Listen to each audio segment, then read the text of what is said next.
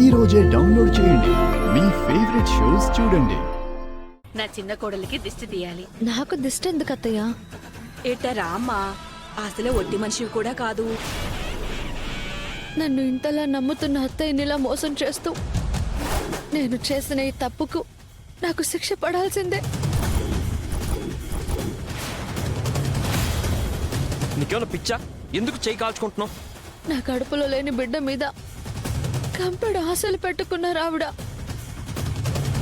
ఇంకా ఇలా ఎంత కాలమని మోసం చేయాలి? ఇదేంటిది? చిటపటా లేదు, వాసన లేదు. విశాలాక్షి గారు, ఎందుకలా అరుస్తున్నా? ఆ తల్లి కడుపులో అసలు బిడ్డుందో లేదో అని నా అనుమానం. తులసి, నువ్వు ఏ విషయంలోనైనా నాతో అబద్ధం చెప్పావా? నువ్వు నిజంగానే కడుపుతో ఉన్నావా? లేదత్తయ్య,